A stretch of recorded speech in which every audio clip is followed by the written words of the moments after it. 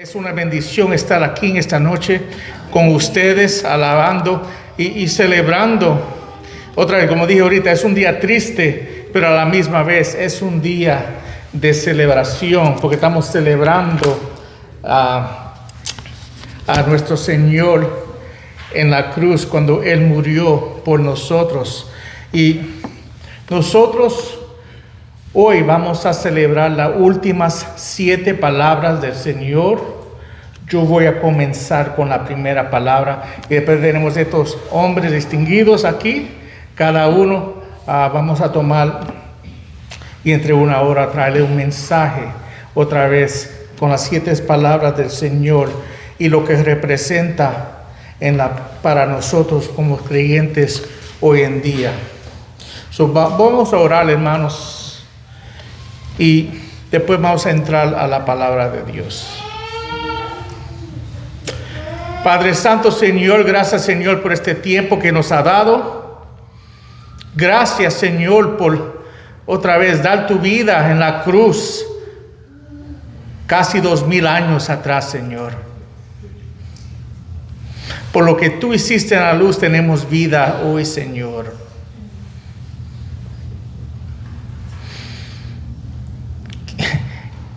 Es triste, hermano, que el mundo te odia tanto, que están dispuestos a matarte. Pero gracias, Señor, que el plan tuyo prohibió, Señor. Y por esa razón podemos nosotros gozarnos en tu amor, Señor. Qué bendición poder nosotros, creyentes, saber lo que es el amor agape, Señor. El amor sacrificar, Señor. El amor que da su vida por otro, Señor.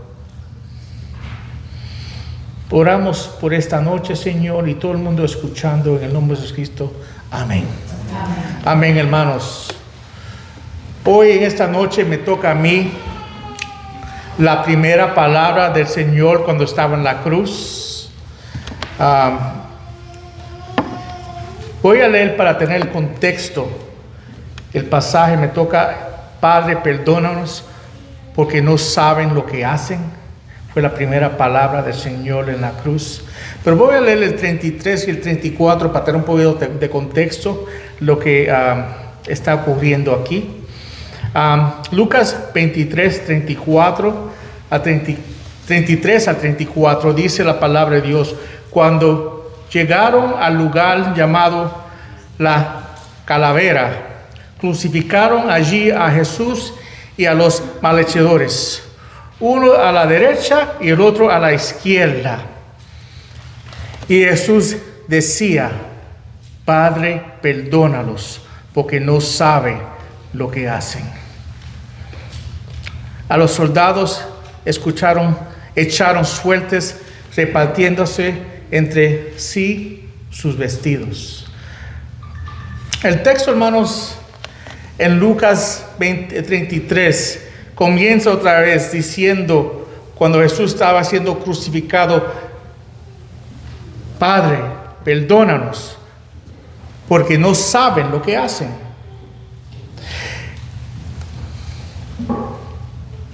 La crucificación tenía que ser fuera de la ciudad, porque por la ley levita se prohibía en ellos poder poner a alguien a morir en la ciudad. Eso tenía que ser fuera de la ciudad. Y eso otra vez la ley se menciona en Levíticos 24, 14.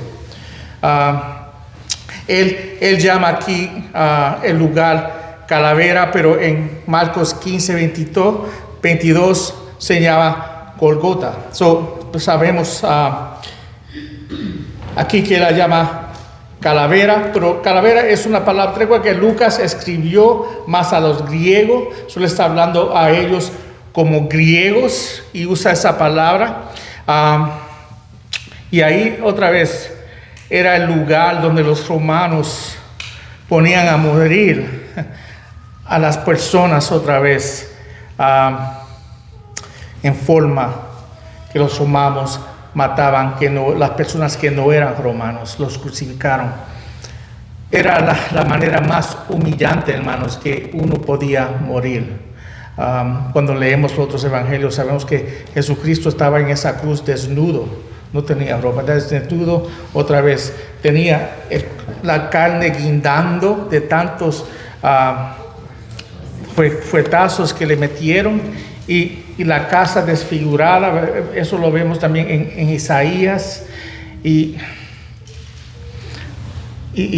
la gente cuando ven eso pueden ver que él sufrió dolor, hermanos, pero el dolor de él no fue tanto físico, pero espiritual. Cuando Jesús dice al Padre, pasa esta copa de mí, él está hablando de la ira de Dios que él iba a recibir, que si había otra manera que se pudiera hacer, hazlo, pero que sea tu voluntad, Dios. Él siempre hacía lo que el Padre pedía de él. Él colgando en la cruz,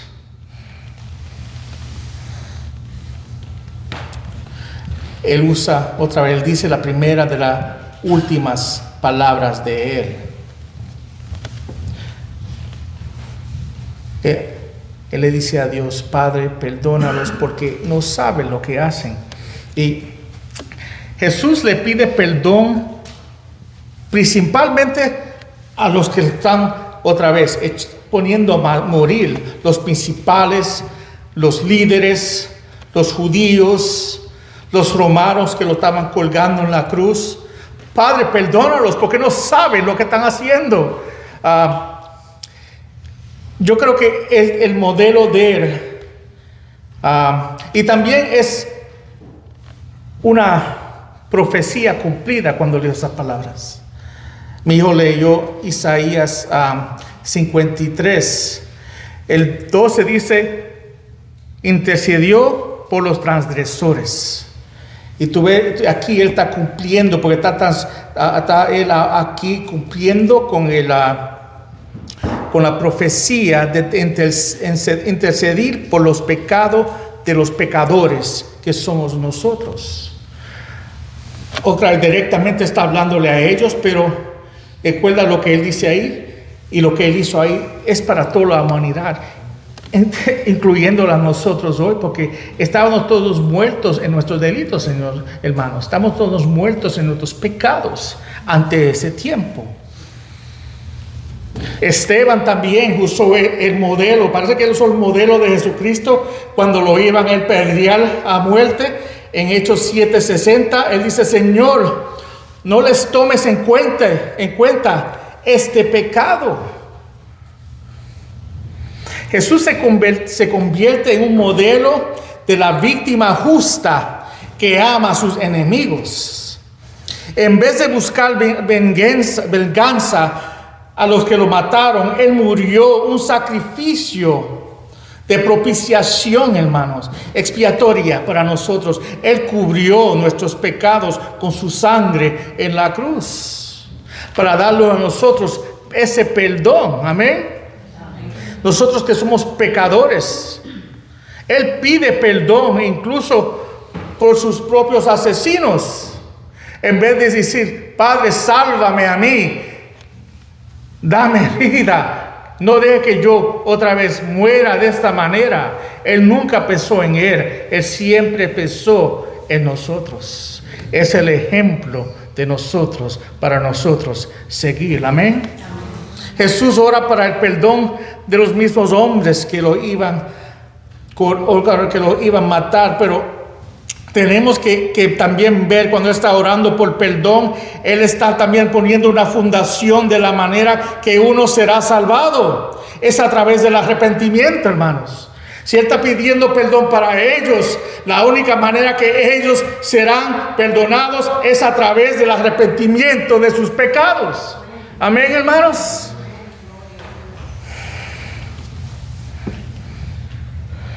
Aunque ellos lo ignoraron, el mundo hoy podemos clamar esas palabras sabiendo lo que Él quería decir con esas palabras.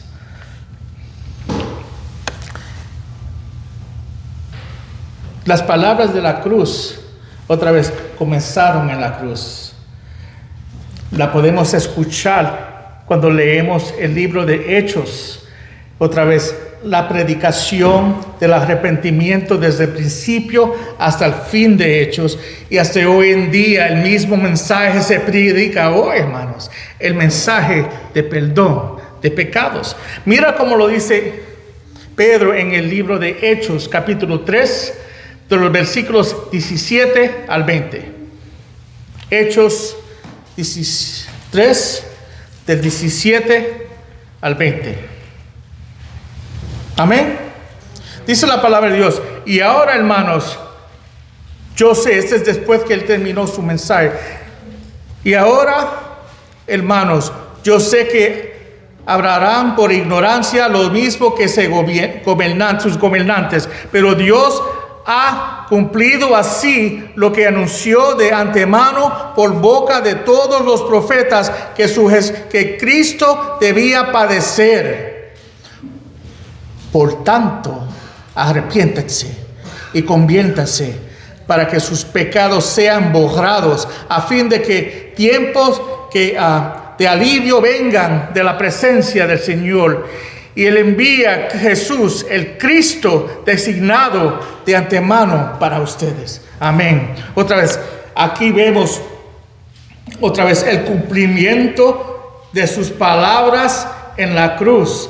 Padre, perdónalos porque no saben lo que están haciendo.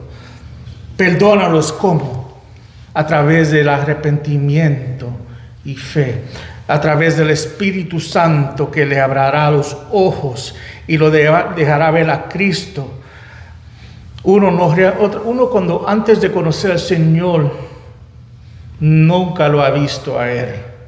Cuando yo vine a conocer a Cristo, fue la primera vez que yo pude verlo a Él y entender lo que Él hizo en la cruz por mí. Pude entender la muerte de Él por mí, por mis pecados. Fue en ese tiempo que yo me arrepentí de mis pecados para recibirlo a Él como Señor y Salvador de mis vidas. Cuando escuchamos estas palabras, Padre, perdónalos, porque no sabe lo que hacen, entiende otra vez que Él está pidiendo no solamente perdón por lo que nos están matando ahí a Él, pero está pidiendo perdón para cada uno de nosotros. La única manera a Jesucristo es a través del arrepentimiento y fe, hermanos. Amén. Hermano.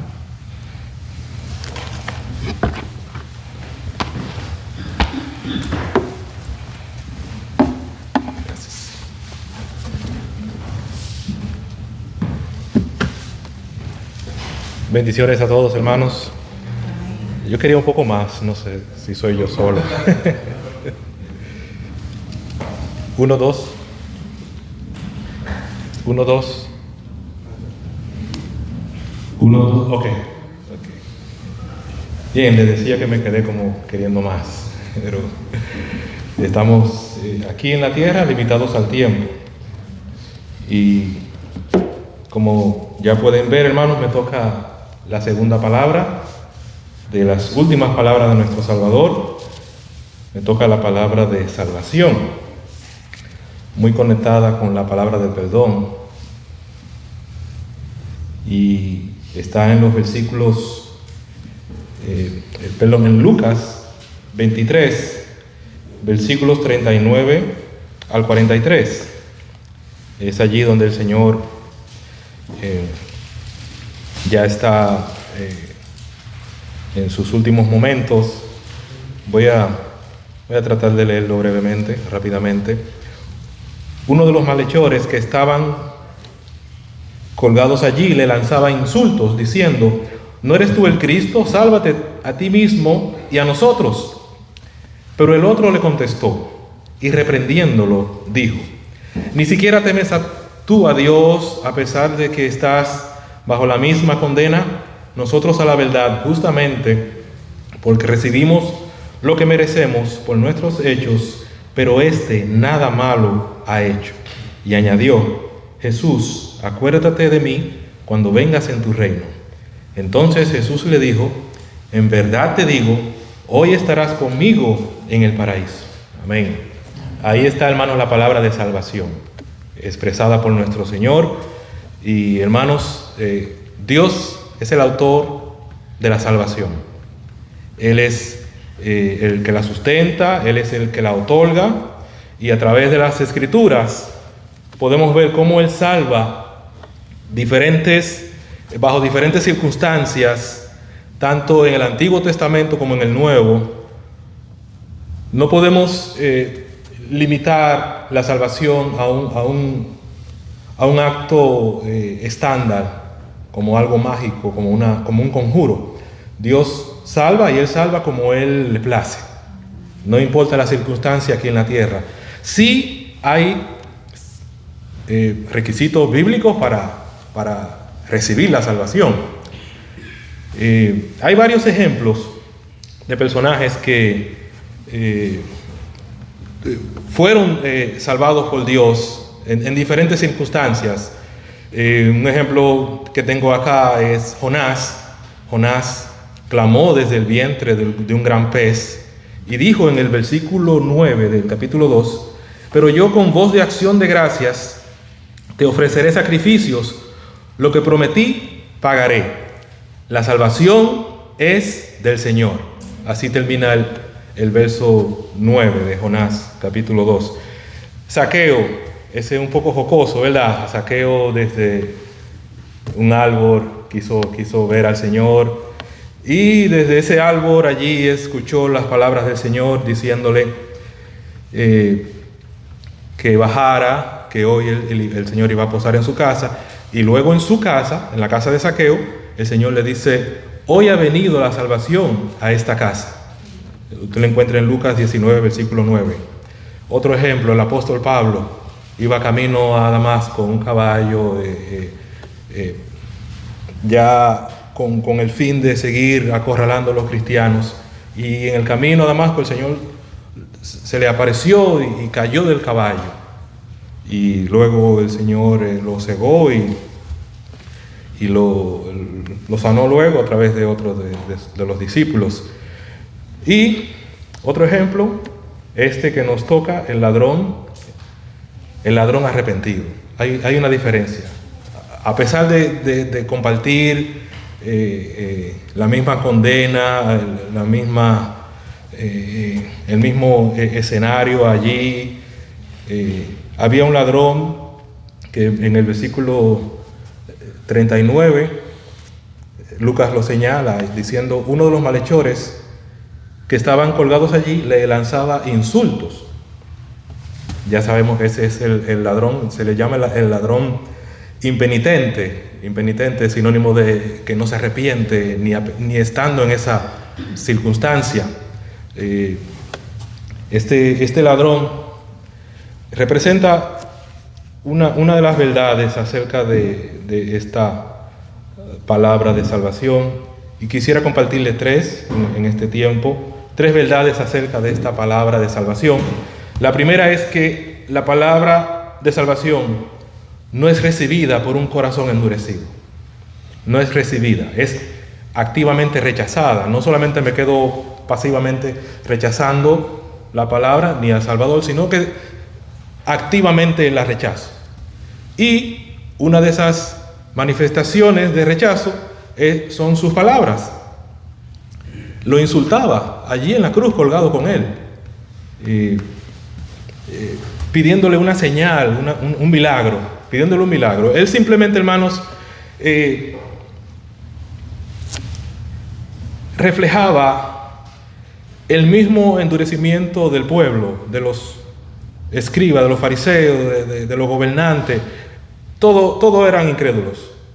Cada uno lo refleja en su vida, y este lo reflejó insultando al Señor allí en la cruz, colgado junto con él. Otra verdad es que la palabra de salvación es aceptada por un corazón arrepentido. Simplemente, un corazón endurecido la rechaza, un corazón arrepentido la recibe. Y una muestra de ese arrepentimiento está en ese ladrón, que creo que todos nos identificamos con él. El ladrón penitente. Pero el versículo 40 dice, pero el otro le contestó y reprendiéndolo dijo, ni siquiera temes tú a Dios a pesar de estar bajo la misma condena. Y el versículo 42 dice, Jesús, acuérdate de mí cuando vengas en tu reino. Esas son palabras, hermanos, de un corazón arrepentido. Un corazón arrepentido que reconoce su condición, que reconoce la inocencia del Señor en ese momento. Él la reconoció, que él era culpable, el Señor era inocente. Y eso lo llevó a pedirle al Señor por salvación espiritual, no física, como la quería el otro. El otro quería que se salvara el Señor y que lo salvara a él. Así que es una salvación espiritual. Por último, la salvación solo puede venir del Salvador. Simplemente, hermanos, lo que nos enseña el versículo 43. Entonces Jesús le dijo, en verdad te digo, hoy estarás conmigo en el paraíso. Ya para concluir, aún el Señor estando en la cruz, moribundo igual que ellos, Él podía salvar y salvó. Porque dice Hebreos 7:25, con este versículo termino, por lo cual Él también es poderoso para salvar para siempre a los que por medio de Él se acercan a Dios, puesto que vive perpetuamente para interceder por ellos. Y concluyo, hermanos, si el Señor tenía poder para salvar estando en una cruz, ¿cuánto más ahora desde el cielo? Dios le bendiga.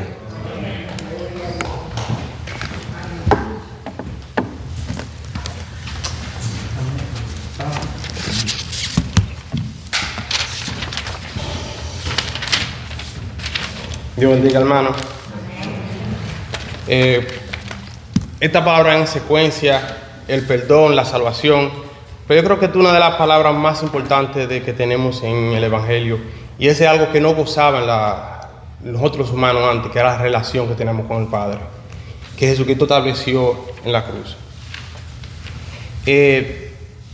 Para tener un contexto, vamos a buscar o dar un significado de la palabra relación, que según el diccionario de la lengua española tiene un significado de conexión, correspondencia, trato, comunicación de alguien con otra persona, o en otro significado de un trato de carácter amoroso. Según el diccionario de la lengua española, la relación podemos establecerla por la voluntad propia. Muchas personas tienen una relación con un vehículo, con un amigo, con un vecino, inclusive con su esposa. Pero la relación que establece el Señor es muy diferente, ya que no sale de la voluntad humana. Un ejemplo de esto lo podemos ver en la tercera palabra, que es la relación. Y el texto que nos trae de la relación es en Juan 19, de 26 al 27. Lo leemos. Y cuando Jesús vio a su madre y al discípulo a quien él amaba, que estaba allí cerca, y dijo a su madre, a su madre, mujer, ahí está tu hijo. Después dijo al discípulo, ahí está tu madre. Y desde aquella hora el discípulo la recibió en su propia casa.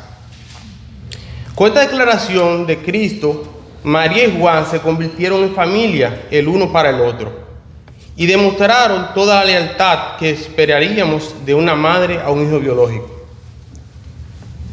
Así, en el día del Señor, Jesús sigue estableciendo relaciones entre nosotros. Fuimos llamados para ser su iglesia. Amén. En términos bíblicos, las personas en las sillas que nos rodean son nuestra familia, al igual que los miembros de nuestra familia biológica.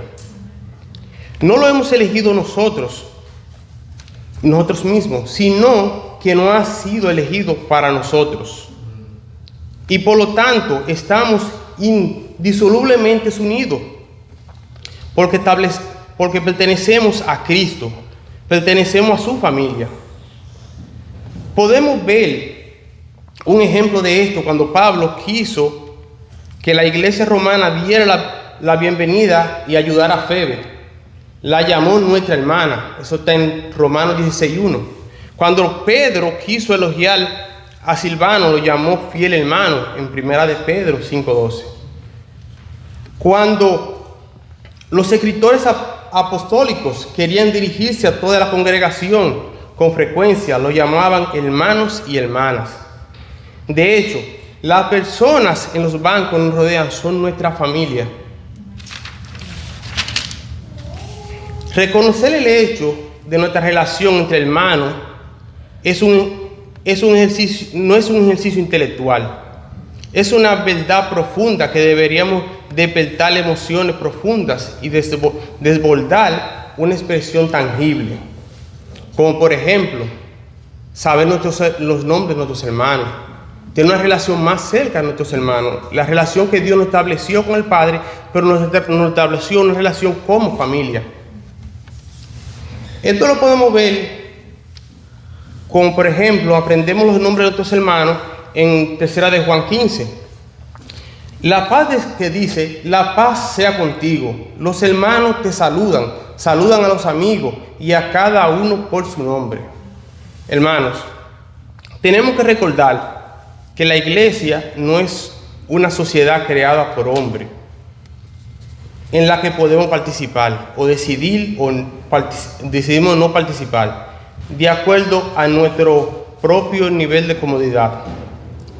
Y para terminar, nuestro gozo en nuestra familia espiritual proviene de algo más grande que nuestra experiencia diaria con la gente común que pertenece a nuestra iglesia local. Nuestro gozo viene de Cristo, nuestro hermano, quien estableció en todos sus miembros de la familia sean como Él. Y lo podemos ver en Romanos 8, versículo 29, si lo pueden buscar. Nos dice, porque a los que antemano conoció, también lo predestinó a ser hechos conforme a la imagen de su Hijo, para que Él sea el primogénito entre muchos hermanos. Toda la obra de redención tiene este enfoque, una gran familia donde los miembros pertenecen cada uno a su hermano mayor, que es Jesucristo. Nosotros tenemos un privilegio, que tenemos una conexión con el Padre. Podemos ir a nuestra habitación, orar directamente, algo que no tenían las otras personas en el anterior. Tenía que depender de un sacerdote, quien tiene expiación de pecado y no tenía relación de comunicarse directamente con el Padre. Cuando el velo se rompió, ya nosotros tenemos un acceso directo al Padre, que gracias a Jesucristo en la tercera palabra le estableció. Amén. Muchas gracias, hermano.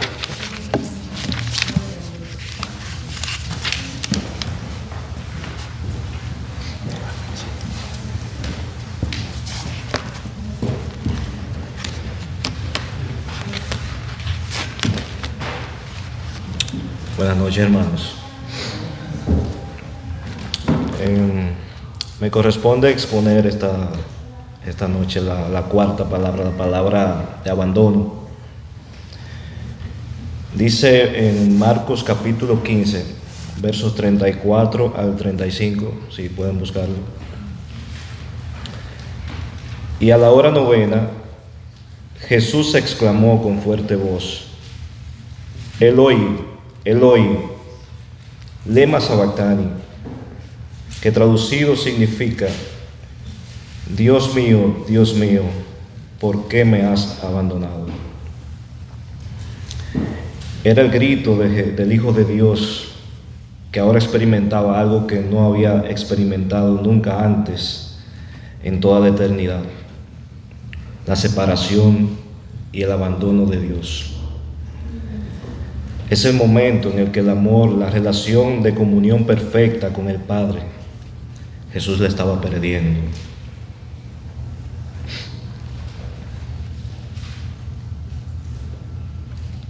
Estaba sintiéndose por primera vez abandonado por Dios el Padre.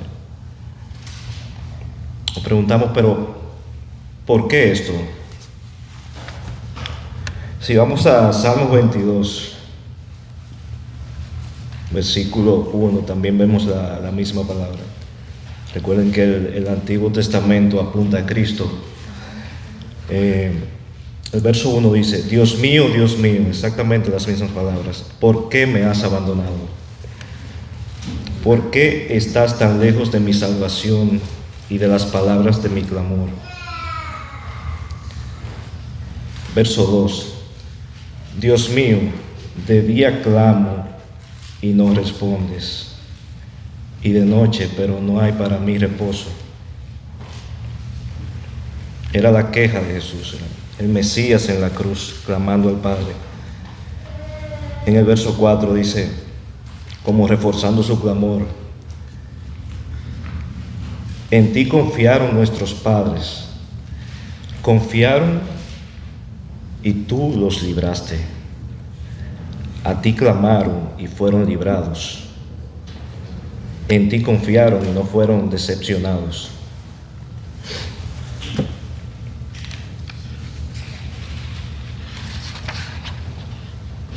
En toda la historia del pueblo de Israel vemos como cada vez que un justo clamaba, el Señor no lo desamparó. Mas a mí, ¿por qué?, preguntaría Jesús. Recordemos, Señor, hermanos, que nuestro Dios no es solamente santo, no, infinitamente santo, santo, santo, santo. Importante tenerlo en mente para lo que sigue. Dice en el verso 3, después de Jesús quejarse de esta forma, dice, sin embargo, tú eres santo. Ahí lo repite. Y en el verso 6 del Salmo 22,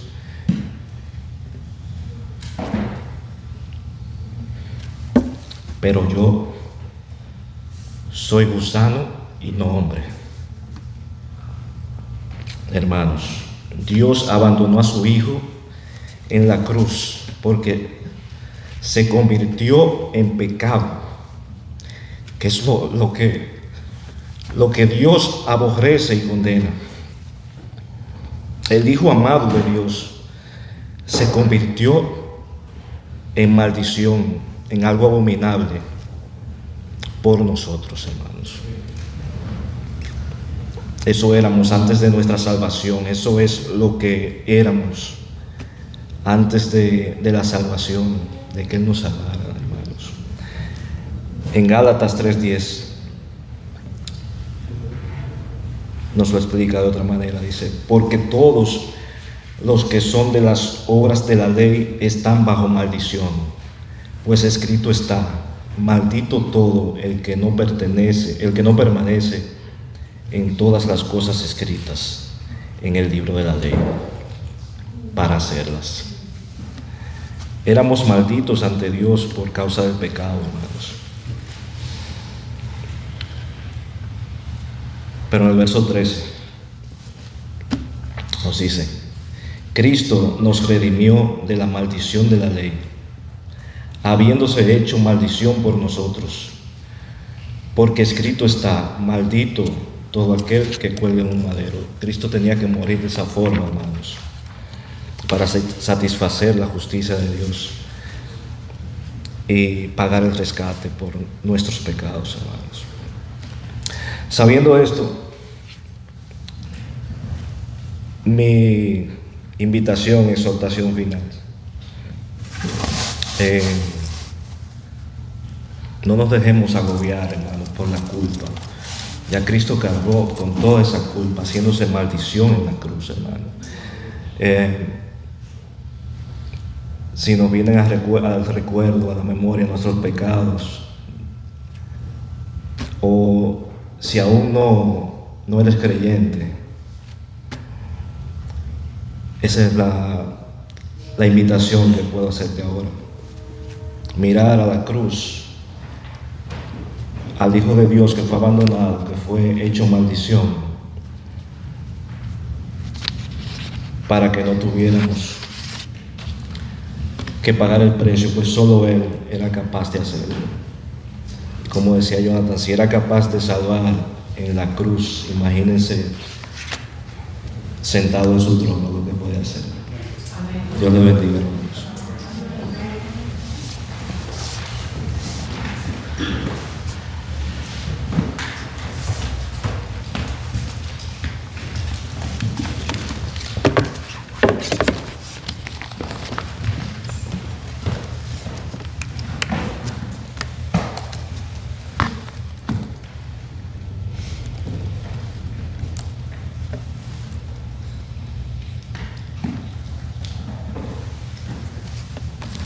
Gracias y paz, hermanos. Hoy me toca la quinta palabra. Y antes de entrar a la quinta palabra, ya que estamos recordando las palabras de nuestro Señor, me gustaría leer Romanos 15:4 y nos recuerda algo importante de recordar las Escrituras. Y dice: porque todo lo que fue escrito en tiempos pasados para nuestra enseñanza se escribió, a fin de que por medio de la paciencia y del consuelo de las Escrituras tengamos esperanza. Recuerda la verdad, hermano, que a través del recordatorio de las Escrituras es donde encontramos nuestra esperanza. Y entrando en nuestro texto particular de la quinta palabra, hermanos, se encuentra en Juan 19, del capítulo 28 al capítulo 29. Y se los leo. Dice: después de esto, sabiendo Jesús que todo ya se había consumado, para que se cumpliera la Escritura, dijo: tengo sed. El 29 dice: había allí una vasija llena de vinagre, colocaron pues una esponja empapada de vinagre en una rama de hisopo y se la acercaron a la boca. Déjenme recordarles algo particular en nuestro texto. La primera parte que dice Jesús, sabiendo que todo había sido consumado, no es la primera vez que Juan hace acepción a que Jesús está sabiendo algo. En Juan capítulo 13, versículo 1 nos dice que Jesús estaba sabiendo que su hora había llegado. En el mismo capítulo, el versículo 3, nos dice que Jesús está sabiendo todo lo que el Padre había puesto en sus manos. Es la segunda vez que Juan hace acepción a esta misma oración. En el capítulo 18, versículo 4, dice que Jesús sabía lo que le iba a sobrevenir. Y la última vez que se utiliza esta oración es en el versículo 19, capítulo 19, versículo 28, que nos dice que Jesús estaba sabiendo que todo se había consumado. Déjenme explicar algo un poco complejo de esto. Es que el verbo sabiendo está en un modo activo, que indica que Jesús está constantemente, activamente sabiendo qué está aconteciendo. Y se lo vuelvo a leer. En el 13 dice que Jesús sabía que su hora había llegado. Jesús estaba activamente sabiendo a dónde iba. 2 versículos después de eso dice que Jesús sabe las cosas que su Padre le ha encomendado. Jesús sabe qué ha recibido. En el 18, capítulo 4, dice que Jesús sabe que le va a sobrevenir. Y el 19, capítulo 28, dice que Jesús sabe las cosas que ya se ha consumado. Por lo tanto, nos recuerda lo importante que desde su vida hasta su padecimiento, Jesús estaba activamente sabiendo la misión que Él venía a hacer a la tierra. Por el otro lado, hermanos, la palabra consumado está en una voz pasiva.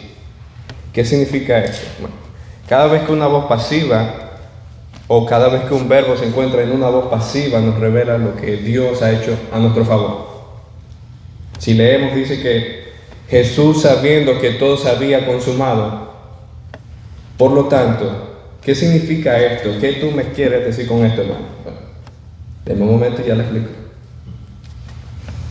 Jesús fue a hacer su obra, no solo porque fue lo que el Padre le encomendó. Él lo fue a hacer por ti y por mí, hermano. Eso se conoce teológicamente como obediencia activa. Jesús no fue a la cruz simplemente porque fue la misión que el Padre le encomendó. Él fue por ti.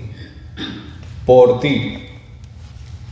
Es precisamente que tú te puedes regocijar y que a pesar de tu condición, a pesar de ti, Jesús sabía activamente lo que tú ibas a hacer y a pesar, Él decidió ir por tu pecado.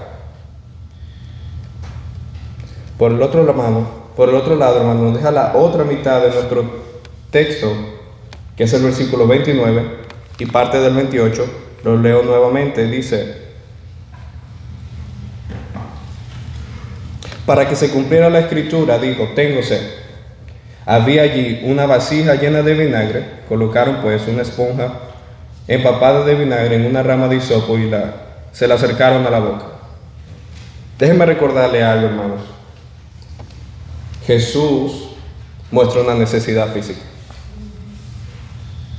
¿Por qué? Jesús había recibido 39 latigazos. Y déjenme explicarles cómo era el látigo que ellos usaban. La punta del látigo tenía lo que uno le dice rolineras. Y aparte de rolineras tenían huesos afilados. ¿Cuál era la misión? La misión era desgarrar el cuerpo y lastimarlo. Segundo, había sido golpeado y no había recibido ningún tipo de líquido. Había cargado su cruz por 2 kilómetros. Solo cayó repetidas veces. Al llegar al lugar de su cruz o de su crucifixión,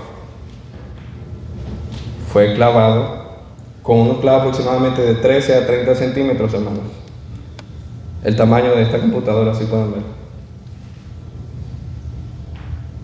Y no solo eso, cuando ya está clavado, hermanos, para explicar un poco ese desespero, Jesús tenía en su esclavitud, con su espada desgarrada, con su carne viva a la cruz, tenía que subir el pecho para poder exhalar y volver a bajar tenía que subir el pecho para acceder al aire y otra vez bajar para exhalar.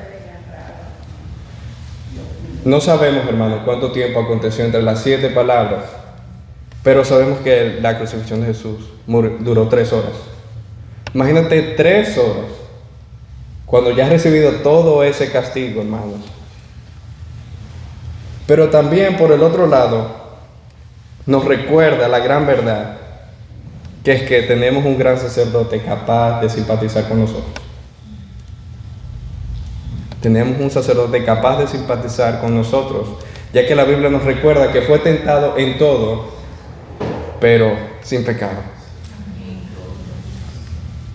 Por el otro lado de su necesidad está su motivación y a quién iba dirigida nuevamente, hermanos. Jesús siempre iba dirigida a sus acciones, no al mismo. Jesús se despojó, tal cual como nos recuerda Filipenses capítulo 2. Estando en posesión de Dios, se despojó de su trono, de su gloria, para venir a servirnos. Y miren algo interesante. Jesús se sometió a necesidades físicas de todo tipo, a tal punto que exclamó en Mateo 8:20 y Lucas 9: las zorras tienen guaridas, las aves su nido, pero el Hijo del Hombre no tiene ni dónde recostar su cabeza. Entendiendo esto, hermanos, nosotros podemos entender el concepto de riqueza. Miren cómo Pablo lo dice en 2 Corintios capítulo 8, versículo 9, dice: porque conocéis la gracia de nuestro Señor Jesucristo, que siendo rico, sin embargo, por amor se hizo pobre, para que por medio de su pobreza llegaréis a ser ricos. Y es algo que Dios utiliza constantemente. Jesús nos recuerda que si queremos ser grandes, tenemos que servir. Que si queremos ser ricos, tenemos que ser pobres. Y también nos recuerda que si queremos vivir, tenemos que morir. Él nos recuerda: el que guarde su vida la perderá, y el que encuentre su vida en mí, la hallará. Por lo tanto, hermanos, déjenme recordarles algo. Jesús, el dador de agua, que se negó el agua para que a ti nunca te falte. Jesús, el dador de vida, que entregó su vida para el perdón de tu transgresión. Jesús, el pan que descendió del cielo y que se actuó de pan para que el pan eterno, que es su palabra, nunca te falte. Jesús, el buen pastor, que llama a sus ovejas y que nos recuerda que cualquiera que viene a Él no le echa fuera. Por lo tanto, hermano, esto nos recuerda el carácter del Señor, que es inmutable. Entonces, hermanos, ¿qué significa eso? Hermanos, Dios sabía todo Y sin embargo, Él decidió ir. A pesar de lo que somos, hermanos. Él decidió someterse a todo esto porque Él es fiel. Hermanos, gracia y paz.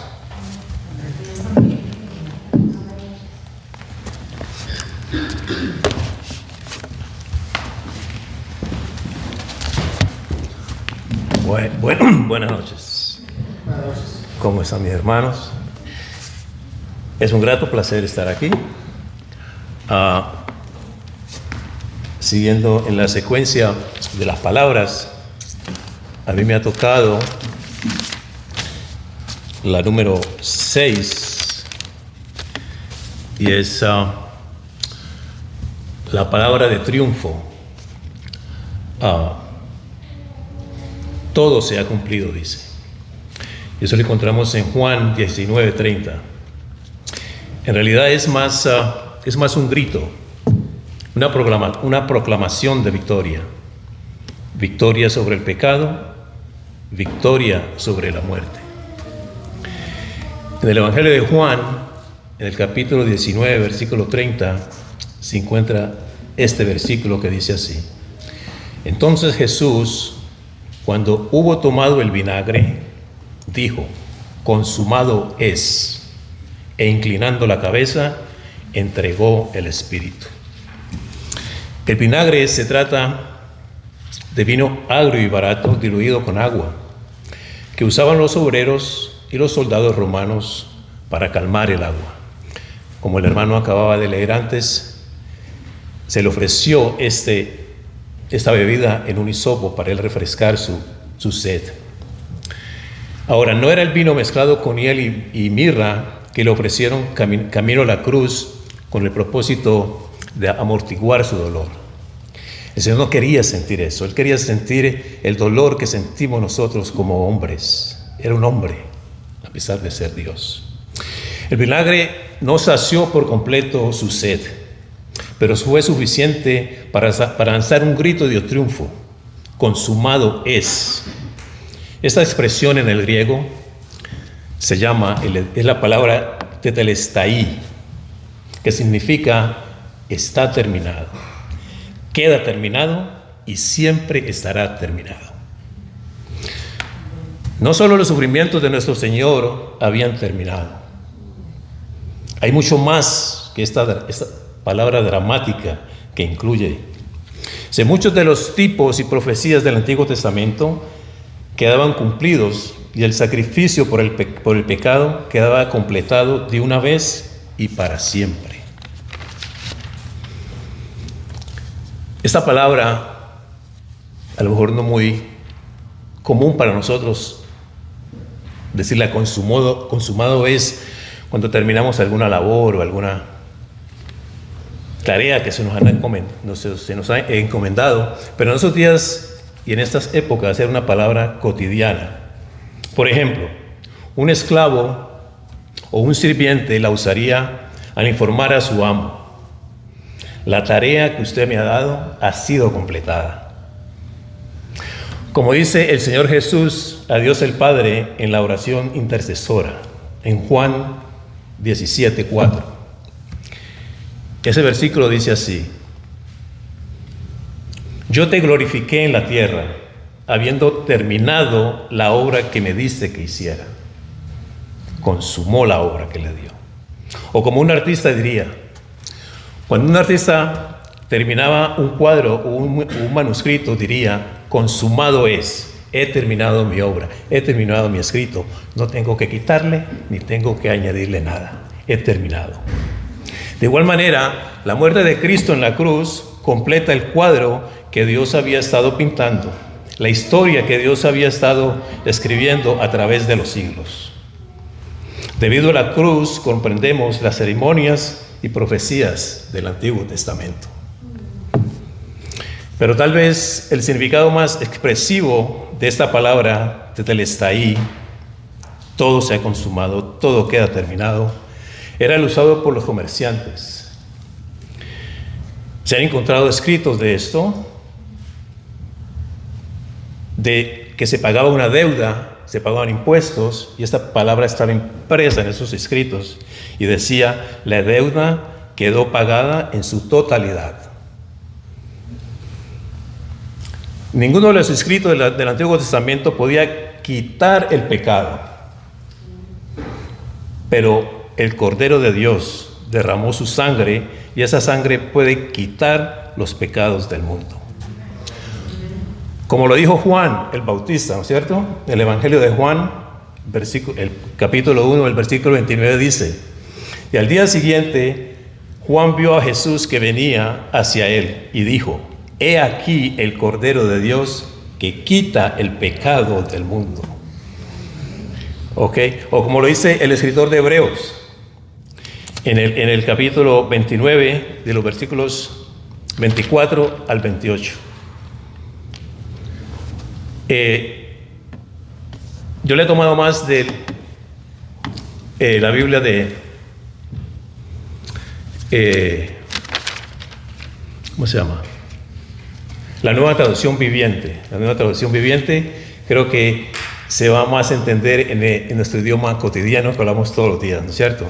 Dice así la Traducción Viviente, el capítulo 9 de Hebreos, versículo 24 al 28, dice así. El capítulo 24 dice, pues Cristo no entró en un lugar santo hecho por manos humanas, que era solo una copia del verdadero, que está en el cielo. Él entró en el cielo mismo para presentarse ahora delante de Dios a favor de nosotros.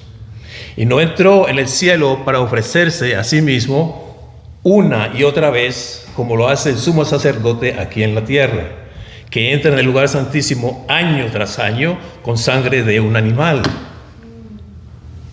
Si hubiera sido necesario de esa manera, Cristo tendría que haber sufrido la muerte una y otra vez desde el principio del mundo. Pero ahora, en el fin de los tiempos, Cristo se presentó una sola vez y para siempre para quitar el pecado mediante el sacrificio de su propia vida. El 27 dice, y así como cada persona está destinada a morir una sola vez y después vendrá el juicio, el 28 dice así, así también Cristo fue ofrecido una sola vez y para siempre, a fin de quitar los pecados de muchas personas. Cristo vendrá otra vez, no para ocuparse de nuestros pecados, sino para traer la salvación a todos los que esperan con anhelo su venida. El versículo continúa diciendo,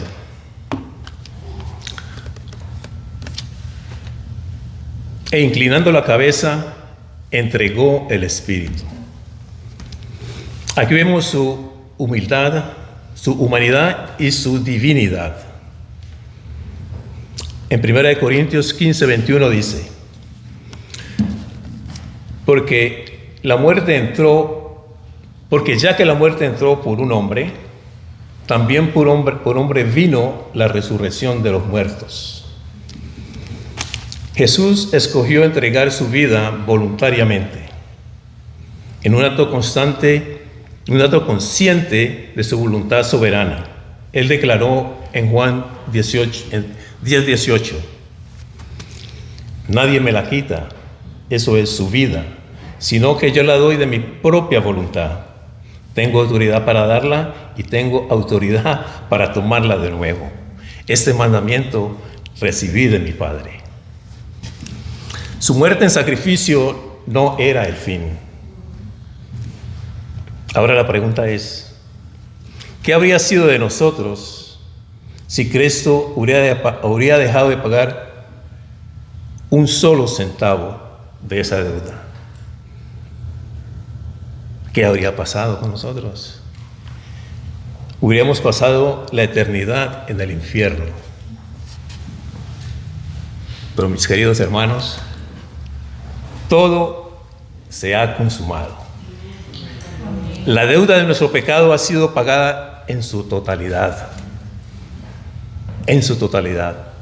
No hay pecado que el Señor no pueda perdonar.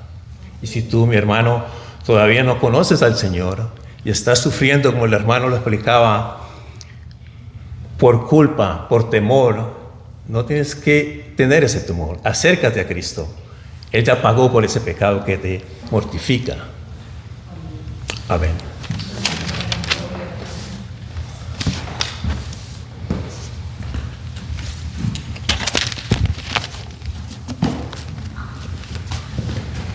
Buenas noches, hermanos.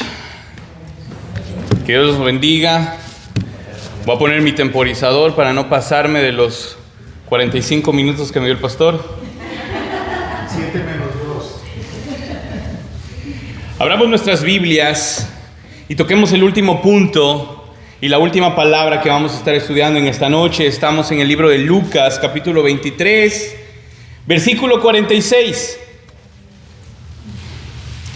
Y Jesús, clamando a gran voz, dijo: Padre, en tus manos encomiendo mi espíritu.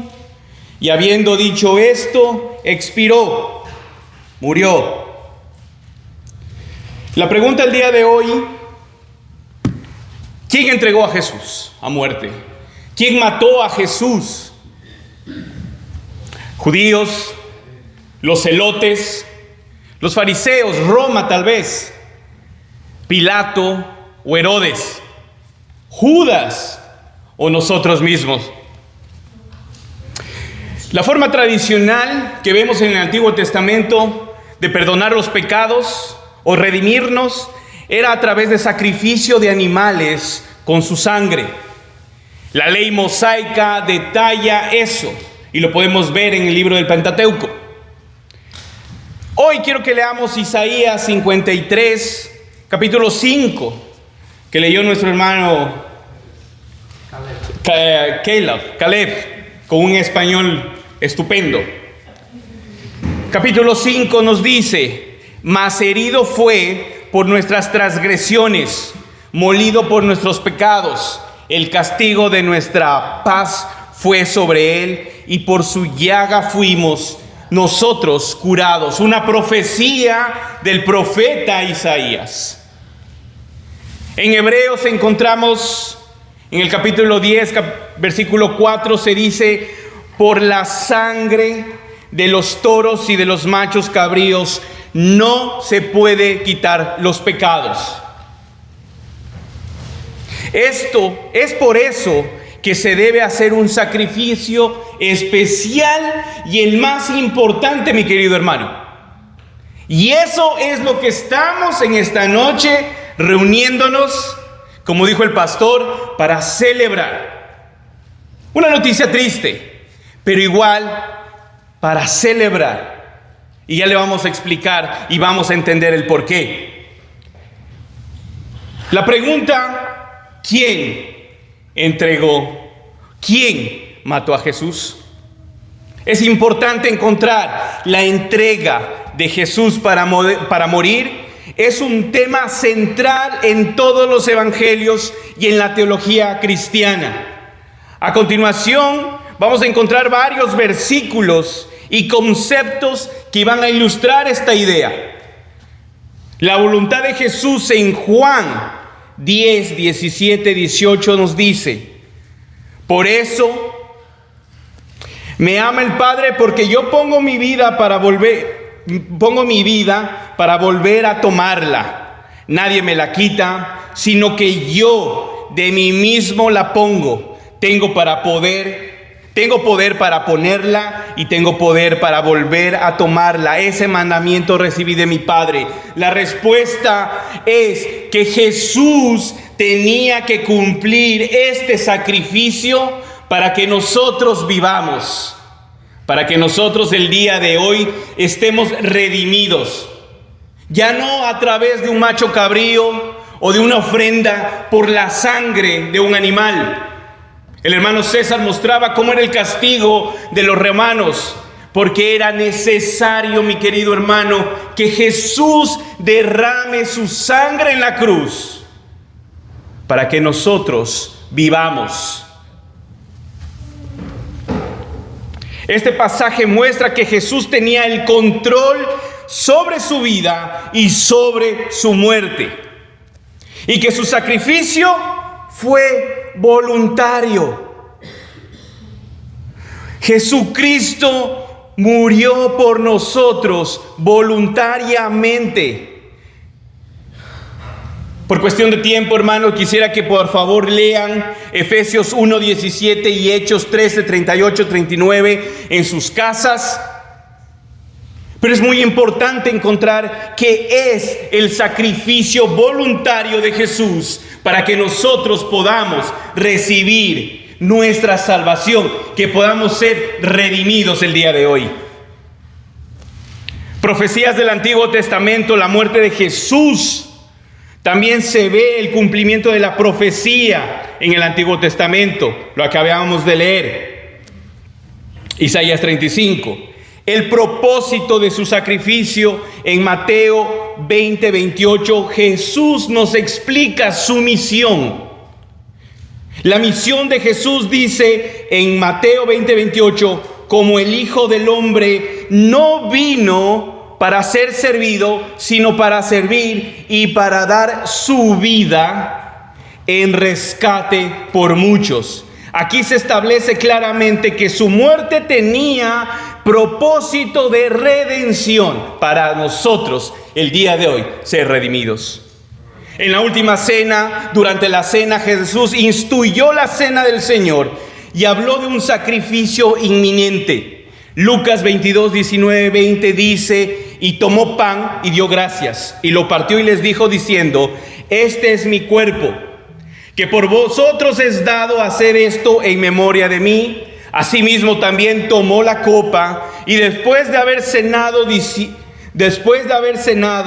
dijo: esta copa es el nuevo pacto en mi sangre, que por vosotros se derrama. Esa sangre fue derramada en esa cruz por cada uno de nosotros el día de hoy. No solo para los que estamos aquí, sino para los que están afuera, todavía perdidos en este mundo, y que tienen la oportunidad de recibir el lavamiento de la sangre de Cristo y la redención de sus pecados. Esto muestra que su muerte era parte de este nuevo pacto entre Dios y la humanidad. La crucifixión finalmente nos relata de la crucifixión en todos los evangelios. Encontramos en Mateo 27, Marcos 15, Lucas 23, Juan 19. Y este mismo Lucas 23, el que estamos escuchando y leyendo el día de hoy, describen cómo Jesús fue entregado a muerte con el cumplimiento a su misión redentora. En resumen, mi querido hermano, la entrega de Jesús para morir es un acto voluntario y central en la fe cristiana, que se entiende como parte de un plan divino para la salvación de la humanidad. Su sacrificio es visto como el cumplimiento de las profecías y como un acto de amor, servicio hacia la humanidad. La muerte de Jesús nos hace libres y nos hace coherederos de la gracia, mi querido. Hoy tenemos esa gran noticia, que su muerte, todos mis hermanos que pudimos pararnos el día de hoy, mostraron cómo Jesús entregó su vida para nuestra salvación. Y es por eso, mi querido hermano, que Lucas 23, capítulo 46, Jesús clamando, orando, pidiéndole a Dios, se entrega como sacrificio vivo a Dios. Se entregó, y por eso dice: clama, Padre, en tus manos encomiendo mi espíritu, porque se está entregando por cada uno de nosotros. Y está el cumplimiento de nuestra salvación el día de hoy. Y después de esto, como dijo mi hermano, se cumplió y expiró, murió.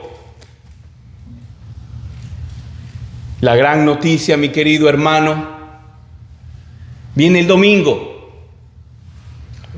Un día de victoria. Pero hoy no es menos valioso lo que estamos estudiando y leyendo el día de hoy. Hermanos, no nos olvidemos que Cristo murió por cada uno de nosotros para expiarnos.